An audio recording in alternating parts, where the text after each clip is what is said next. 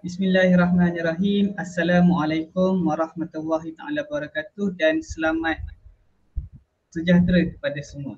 Jadi, bersama saya pada hari ini adalah pendekar. Pendekar daripada zaman kegemilangan Melayu Melaka iaitu Hang Fitri. Saya persilakan Hang Fitri untuk bersama dengan saya. Alhamdulillah. Assalamualaikum semua dan salam sejahtera. Bertemu sekali lagi kita di tajuk di bawah mata pelajaran Pendidikan Jasmani dan Kesihatan tahun 5. Terima kasih Cikgu Izzat yang sudi bersama-sama dengan saya untuk kita membicarakan tajuk kita pada minggu ini. Hari ini saya memakai tanjak. Esok tak tahulah nak pakai apa. Saja kita ubah selera sempena bulan kemerdekaan. Betul. Itu sahaja sebenarnya. Selagipun saya faham yang Cikgu Fitri nak mengekalkan kemenangan Cikgu Fitri sebagai guru contoh di bulan kemerdekaan.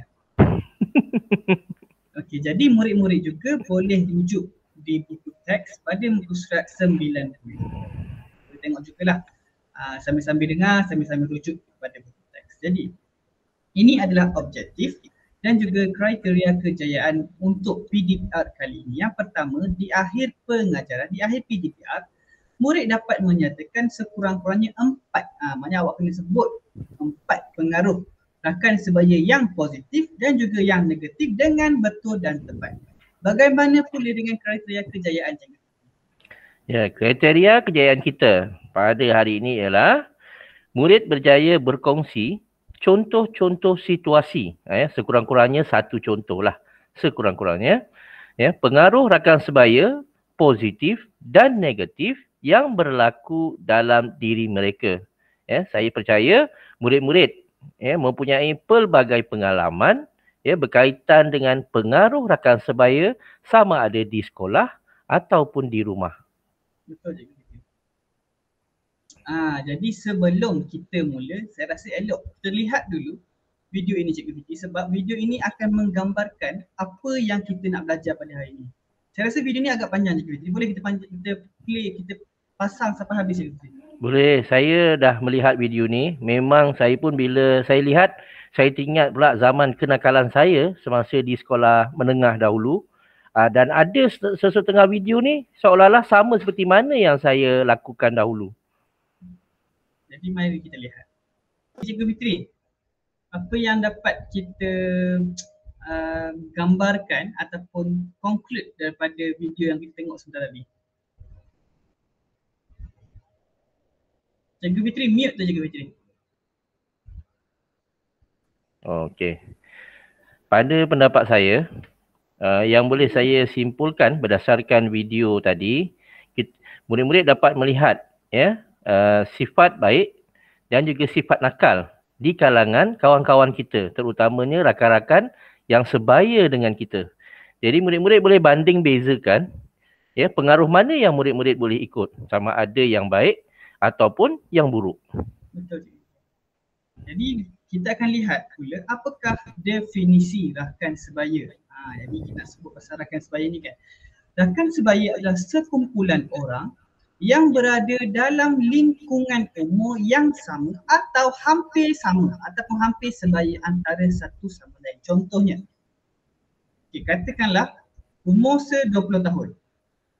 Jadi rakan sebaya adalah umur 20 tahun, 21 tahun, 19 tahun, 18 tahun yang dah berada hampir sebaya. Contohnya macam 20 tahun Cikgu Fitri 21 tahun. Jadi dengan Cikgu Fitri adalah rakan sebaya. Itulah maksudnya. Rakan sebaya banyak mempengaruhi sikap dan juga akhlak kita. Tengok Cikgu Fitri. Awak nampak pada yang kalau awak nampak sebaik kan, semua ni adalah dipengaruhi oleh akhlak dan sikap Cikgu Fitri. Itu contohnya.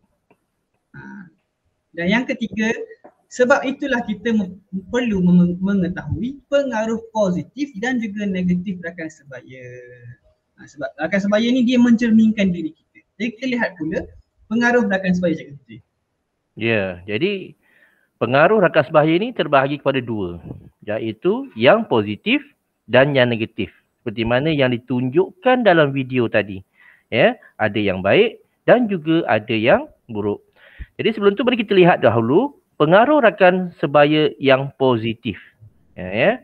Kerana jika ia pengaruh yang positif, ia boleh membawa kita ke arah yang lebih baik. Ya. Ke arah sikap yang lebih baik. Contohnya, menghormati rakan-rakan. Ya. Sama ada rakan kita tu baru darjah 4, ya, kita kena hormatinya juga.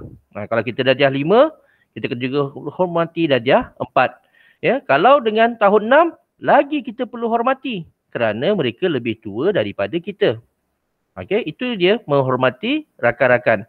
Jangan fikir saya darjah 5, oh saya nak bully darjah 4. Saya nak bully darjah 3. Jangan bersifat begitu. Yang kedua, rajin belajar. Tadi kita dah dapat lihat dalam video bagaimana rakan-rakan yang rajin belajar mudah untuk menjawab soalan. Sama ada ya soalan secara spontan di dalam kelas ataupun soalan ujian secara lisan. Jadi kalau kita rajin belajar, kita tidak ada masalah untuk menjawabnya. Okey. Yang ketiga, jujur. Jujur dengan diri sendiri, jujur juga dengan orang lain. Jangan menipu. Okey, kalau kita menipu, orang lain tidak akan percaya dengan kita. Dan contoh yang keempat, menepati masa. Kalau kita menepati masa, orang-orang akan percaya dengan kita. Okey, jadi kita tepati masa. Kalau kita nak jumpa seseorang, datang pada waktunya. Okey, Cikgu Izzat, bagaimana pula dengan pengaruh rakan sebaya yang negatif? Jadi seperti mana yang awak dapat nampak dalam gambar rajah yang ada ni, kita ada 4 contoh pengaruh rakan sebaya yang negatif. Yang pertama, membuli. Yang kedua, penyalahgunaan bahan inhalan. Kita dah belajar topik ni, betul Cikgu Fitri, bahan inhalan. Ya, betul. Apa kesannya bahan inhalan kepada kita? Betul. Ya, betul. Yang ketiga, menghisap rokok. Macam ni. Salah. Oh, ada gaya lah. Yang keempat adalah ponteng sekolah. Jadi semua ini adalah pengaruh rakan yang negatif yang mungkin awak alami, yang mungkin awak hadapi.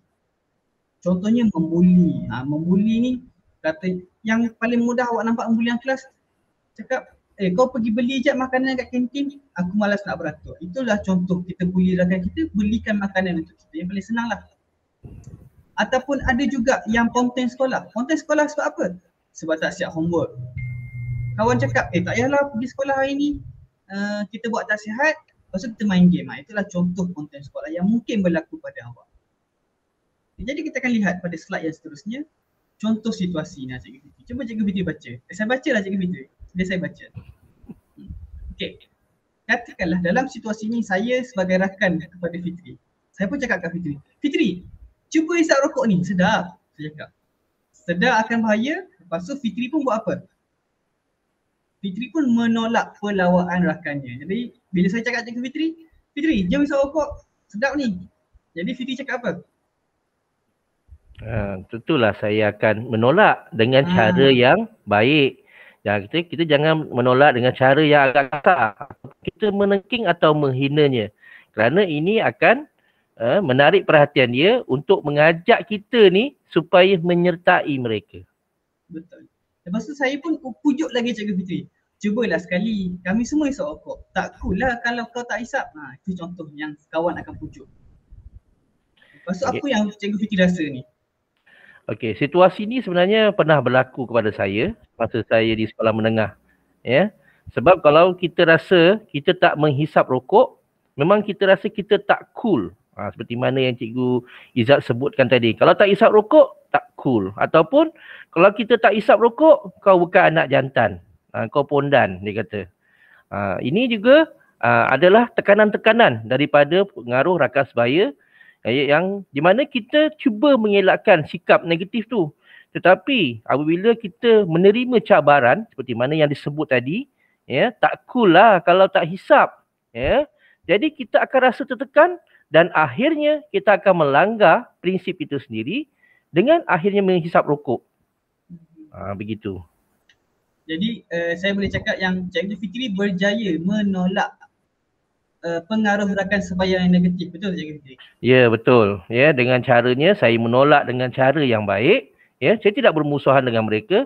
Cuma saya menolak dengan cara yang baik, ya, dan saya mengundur diri.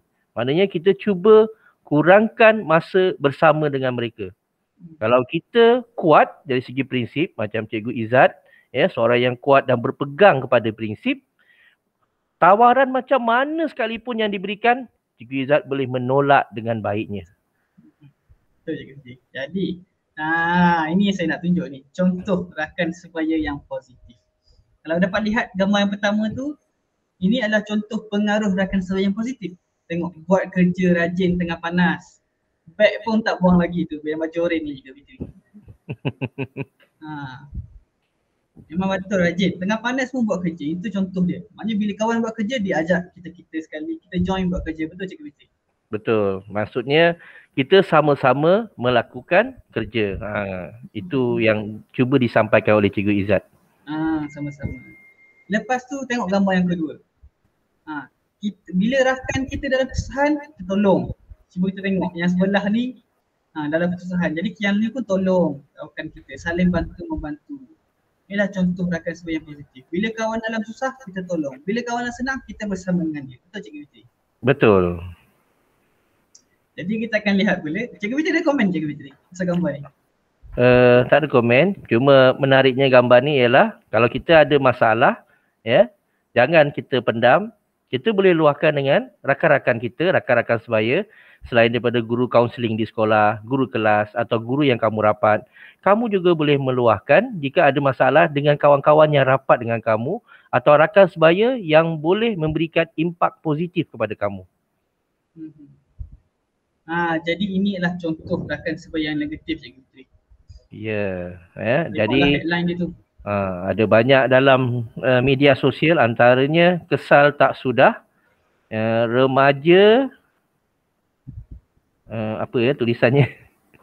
Apa? Baling kayu je saya rasa. Remaja rayu masyarakat beri peluang kedua.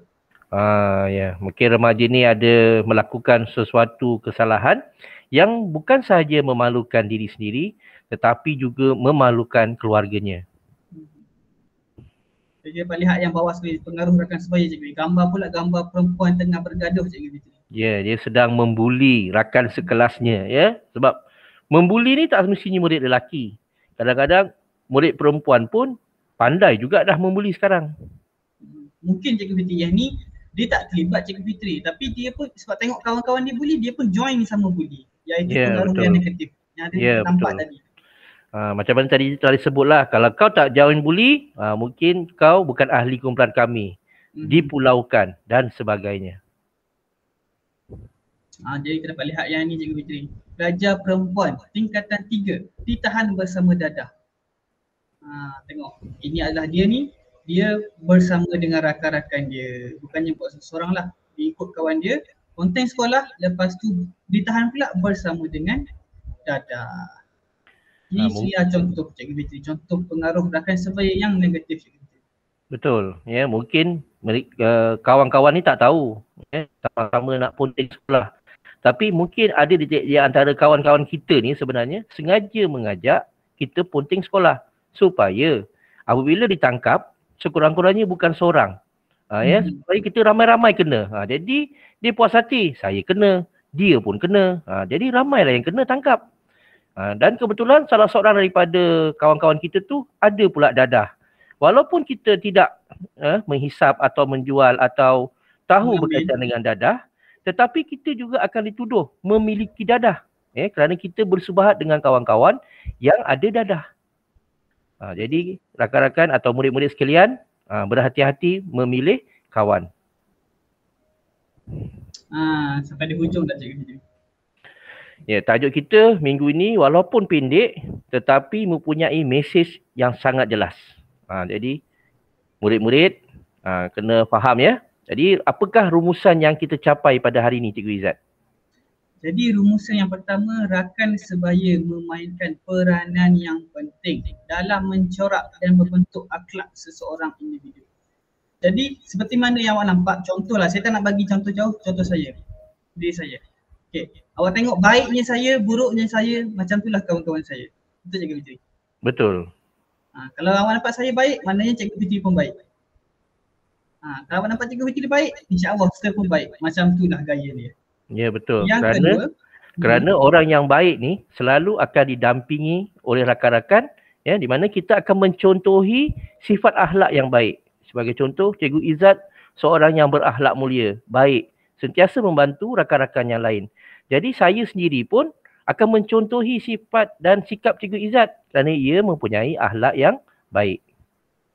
Yang kedua Cikgu Fitri, jadi kita mestilah, ini macam Cikgu Fitri cakap, mestilah memilih rakan sebaya yang baik dan juga positif. Okay, bukan maksudnya kita tak boleh berkawan dengan orang yang tak baik ataupun orang yang negatif. Tapi kita kena pilih yang terbaik Cikgu Fitri. Sebab kita nak elakkan daripada kita terpengaruh dengan benda-benda yang negatif. Contohnya konten sekolah, kita tak nak ikut yang itu. Jadi kita pilih kawan-kawan kita yang selalu datang awal ke sekolah, yang sentiasa siapkan kerja dan sebagainya. Ya, saya setuju tu Cikgu Izzat. Kalau kita memilih rakan yang baik, ya, prestasi kita di sekolah juga akan baik dan cemerlang. Sebagai contoh, Cikgu Izzat seorang yang rajin membaca, tugasan siap. Jadi kita belajar sama-sama dengan dia.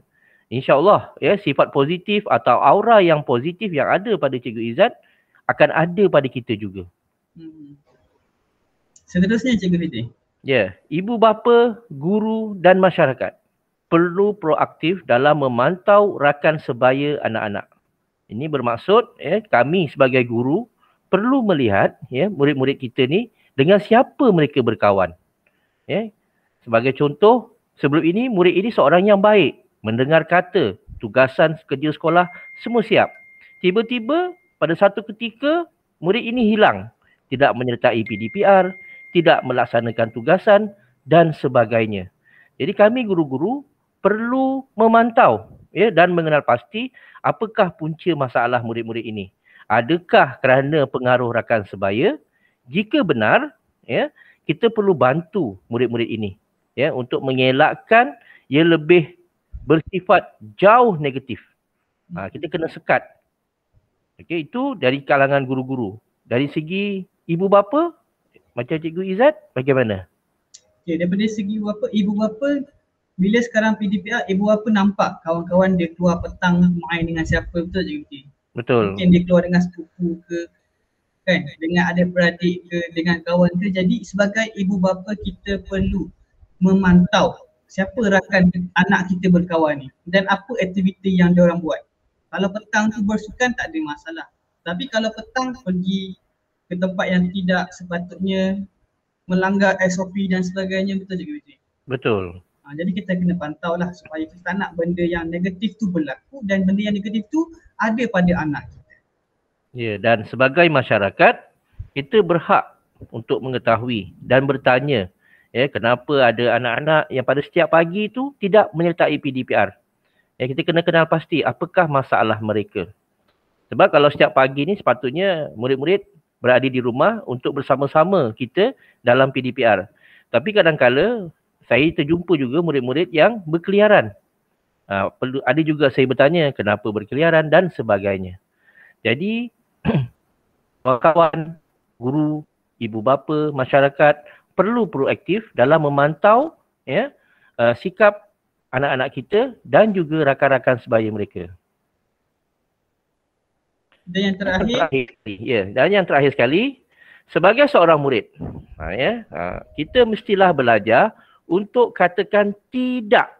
Kita pernah belajar katakan tidak, ya, kepada pengaruh rakan sebaya yang negatif. Bukan kita memusuhi mereka, tidak. Tetapi kita tidak mahu mengikuti jejak langkah mereka. Ya. Jadi ini adalah yang terakhir, ialah tugasan anda pada hari ini.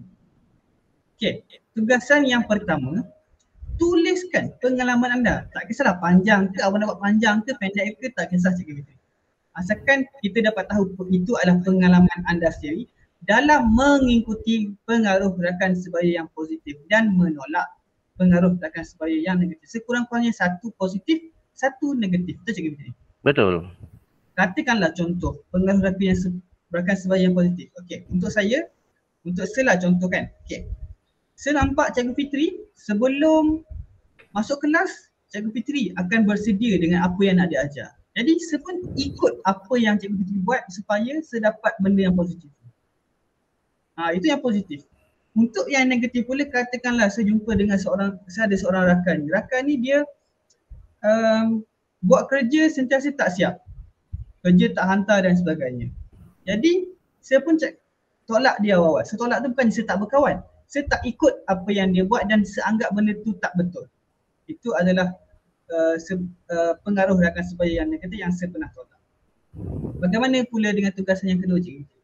Okey, tugasan murid-murid yang kedua ialah murid-murid diminta melukis peta bulat, melukis peta bulat dan senaraikan. Okey. Kita buat 2 peta bulat. Peta bulat yang pertama, senaraikan 5 pengaruh rakan sebaya yang positif. Seperti mana yang kami jelaskan tadi, menepati masa, rajin belajar. Cuma murid-murid tambah lagi 5. Apa lagi 5 pengaruh rakan sebaya yang murid-murid pernah lihat pada rakan murid-murid yang lain. Dan peta bulat yang kedua, tulis pula 5 pengaruh negatif rakan sebaya yang murid-murid boleh lihat di dalam kelas. Okey. Jadi tuliskan pengalaman dan juga menulis dalam peta bulat. Tulis semua jawapan anda ini dalam buku latihan anda. Untuk kali ini, dah lama kita tak melihat buku tulis kita. Jadi kita tulislah pengaruh ini atau tugasan ini dalam buku tulis pendidikan jasmani dan kesihatan kamu. Jadi murid-murid jangan risau. Okey. Soalan ini saya ada masukkan dalam Google Form yang saya lampirkan dan juga ada format bagaimana murid-murid nak jawab. Jadi jangan risau. Buka Google Form, murid-murid tahu macam mana nak jawab dalam buku tulis nanti. Jadi saya harap murid dapat menyiapkan kerja ini dan Cikgu Fitri okey? Okey, saya harap, tak apa, kita teruskan. Saya harap murid-murid dapat teruskan dan siapkan kerja ini supaya kita dapat bergerak ke topik yang lain. Sebab selepas ini kita akan ada 2 lagi topik yang berkaitan dengan topik ini. Jadi sekiranya murid tak faham, tak siapkan kerja ini, mungkin sukar untuk kita bergerak ke topik yang seterusnya. Ya, jadi murid-murid ada tempoh lebih kurang 2 minggu 2 minggu untuk menyiapkan tugasan ini. Jangan risau, kami bukan bagi 1 hari, 2 hari, tidak. Murid-murid ada masa tempoh 2 minggu sebelum tajuk seterusnya. Okey. Ada apa-apa lagi, Cikgu? Saya rasa itu saja untuk hari ini. Walaupun tajuk kita ni pendek, tetapi mesej ataupun tajuk ini sangat penting. Pengaruh rakan sebaya yang positif. Sangat penting. Seperti mana yang awak lihat dalam gambar. Pengaruh Cikgu Hazim banyak membantu saya untuk bersikap lebih positif dalam bidang sukan. Sama macam saya, Cikgu. Pengaruh Cikgu Hazim mempengaruhi saya dalam bidang buat kerja ni. Cikgu Hazim sangatlah committed, jadi saya ikut committednya Cikgu Hazim. Jadi itu sajalah untuk minggu ini. Semoga murid-murid sentiasa menjaga diri, lindungi diri, dan saya doakan agar murid-murid sentiasa sihat walafiat walaupun di musim pandemik ini. Itu saja daripada kami. Terima kasih banyak dan selamat menyiapkan kerja. Assalamualaikum. Assalamualaikum semua. Jumpa lagi.